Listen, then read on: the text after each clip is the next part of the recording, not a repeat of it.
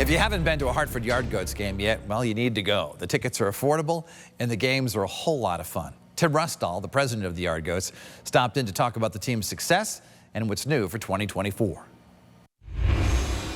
Tim, thanks for being with us. So great to see you here. Yeah, good to see you. Good to see you. So 9 years of the Yard Goats. We were trying to count it in our fingers, right? So next year is the big 10 years. Are you surprised by the success over 9 years, that it's still going strong? Yeah, we were just talking about this past weekend when we had a sold-out crowd on a Saturday night in April. Yeah. And we're like, you know, you always imagine it would be special, but when you put people into Duncan Park and they keep coming out time and time again and experiencing the Yard Goats baseball, it just, you know, it has been much better than we ever expected. Well, there's still so many people out there who've not been yet, so there's a big crowd of people we can still get to go to the games, and you're selling out all these games, still setting records. Is it a challenge to find new things every year? Yeah, every game? Well, you know, it's about, you know, I often say we're in the business of putting smiles on people's faces, so finding different promotions, finding different ways to entertain the fans is always great. You know, the baseball is great baseball. We have a lot of prospects and we play a lot of great affiliates. So we play the Red Sox, Yankees affiliate, the Mets affiliate. So there's some really good baseball, but just coming up with a unique food item, a unique promotion, unique merchandise that will, like, people will say, wow, I really got to come out and enjoy that. I want to talk about the picture of the dunk behind us, because now there's a lot of construction going on around the stadium, and part of it you can't see, but this big building, that's coming down, correct? The construction is behind on the first base side. Okay. So it's actually right over on this side. But there's a plan to develop all around it, correct? It is, and they're in stage 2. So stage 1, phase 1 was the pennant, which was built. It's been open for a couple years now. Yeah.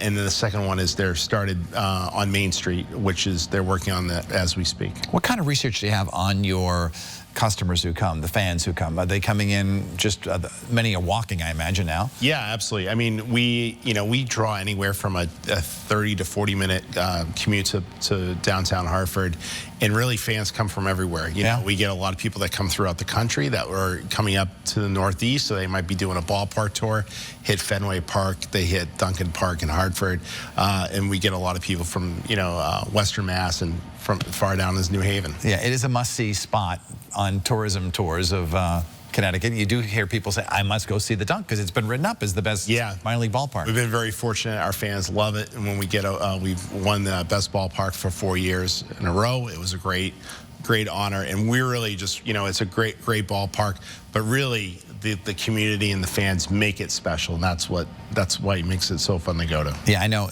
Some of these shirts that you sell, the specialty shirts and the specialty hats and things like that, I want to show one here that I have a picture of me wearing that bowling shirt. Tell me about that. Oh, yeah, absolutely. How did that come to be? Yeah, so again, we're trying different promotions, right? So we're a minor league baseball team. We play baseball, but we also think, like, what if the Yard Goats played every sport? So we said, we have a basketball shirt, a football shirt, we have a soccer scarf. We said, what's a sport without being, you know, what's not really a sport? And someone said, well, we could do a bowling shirt.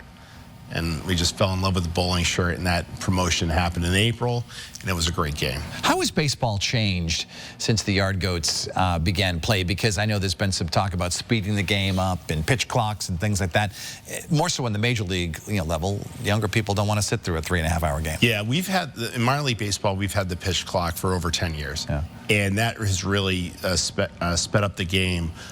There's also, at our level, we have bigger bases. So we, you know, the nice thing about minor league baseball is they'll try out some new things before they make it at Major League Baseball. So we have larger bases, and we actually, you know, the players aren't allowed to make a shift. So if there's a right-handed batter, they have to still stay in their positions and such. Yeah, you seem to really get intertwined with some of the other teams, past and present. The Whalers, you have a big Whalers thing coming up this summer, but also UConn as well. It was such a big celebration, and there were so many people at the parade wearing Yard Goat stuff. Yeah, absolutely. And then what was great, we had a day game at 1 o'clock that day. So a lot of the fans that came downtown for the parade, they celebrated the Huskies. They came over to Duncan Park, which was our Bark in the Park day. So a lot of people brought their dogs. Tim Restall, he is the president of the Hartford Yard Goats, which is now becoming like one of Connecticut's favorite teams, New England's favorite teams in many ways. People are coming in from all over. Best of luck. Yeah. Good to see you. Thank you, Dennis. The Yard Goats are a whole lot of fun. Best of luck this season. Thank you for sharing your day with us for This Week in Connecticut. You can catch us here every Sunday morning at 10 o'clock on WTNH and every Thursday night at 9 o'clock on our sister station, WCTX. Up next, Capital Report with Tom Dudchick, and I'll see you on the news tomorrow. Have a great day, everybody.